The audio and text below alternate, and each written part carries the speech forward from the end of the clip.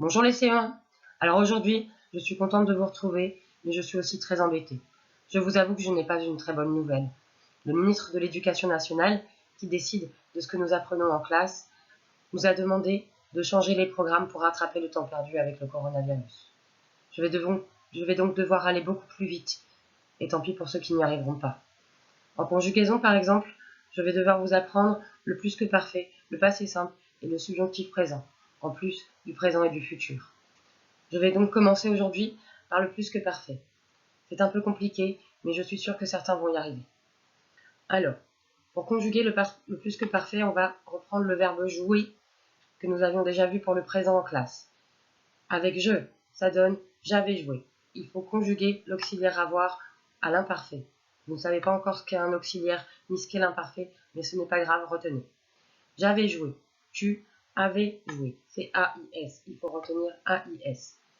Il avait joué. A-I-T. Il faut retenir A-I-T. Nous avions joué. I-O-N-S. Vous avez vu, on retrouve le O-N-S que l'on connaît déjà. C'est pas si compliqué. Vous aviez joué. I-E-Z. Ils avaient joué. A-I-E-N-T. Et jouer, c'est toujours pareil, avec un E accent à la fin. Voilà pour le plus que parfait. J'espère que vous avez eu le temps de retenir. Sinon, nous reverrons peut-être plus tard si nous avons le temps. Pour le passé simple, il est à droite. Je jouais A-I. Tu jouas A-S. Il joua A. Nous jouâmes A-M-E-S. Vous jouâtes A-T-E-S. Ils jouèrent, mais ça c'était le temps où on avait le temps de jouer. Voilà, alors c'est un peu compliqué. On a déjà vu le plus que parfait, le passé simple. Demain, je vous donnerai des exercices dessus et nous verrons le subjonctif présent. Allez, on continue.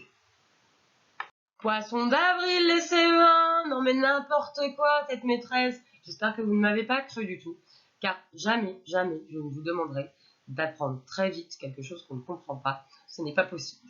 Mais ça m'a fait bien rire, j'espère que ça vous a un peu amusé. Moi, surtout, ça m'a beaucoup amusé.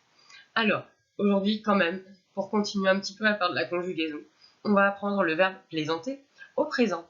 Plaisanter, c'est comme blaguer. Sauf que blaguer, on le dit qu'avec son papa, sa maman et ses copains.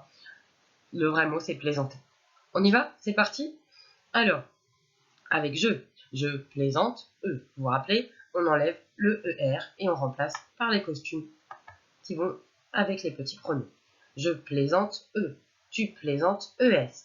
Il ou elle plaisante, Nous plaisantons, ONS. Vous plaisantez, EZ. Il ou elle plaisante, ENT. Moi, je m'en remets pas en tout cas. À vous tout seul, vous pouvez l'écrire ou le faire de tête en disant les lettres. C'est parti. Je, tu, il, elle, nous, vous, il ou elle avec un S. Allez, on corrige et c'est terminé. Allez, tu corriges en regardant ton écran et moi je vais t'expliquer pourquoi on fait des blagues le 1er avril. Comme ça, tu pourras en faire toute la journée et surtout bien penser à me les envoyer. Comme ça, on pourra se donner des idées. Ok? Alors, le 1er avril, on le fête depuis très très longtemps.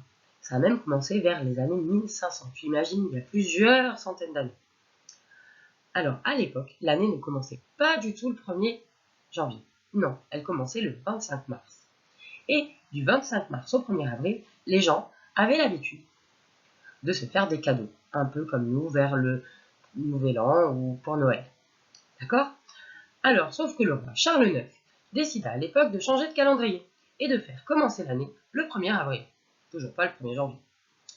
Mais à l'époque, pour diffuser une information et expliquer à tout le monde que l'année allait commencer le 1er avril, c'était très compliqué. Il n'y avait pas d'internet, évidemment, pas de téléphone, même pas vraiment de courrier encore.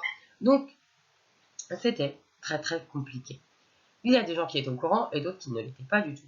Et les gens qui étaient au courant se moquaient bien de ceux qui ne l'étaient pas du tout. Ils continuaient à fêter l'année le 25 mars. Et pour se moquer d'eux, ils leur faisaient des blagues. Et parfois, ils leur collaient aussi des poissons dans le dos.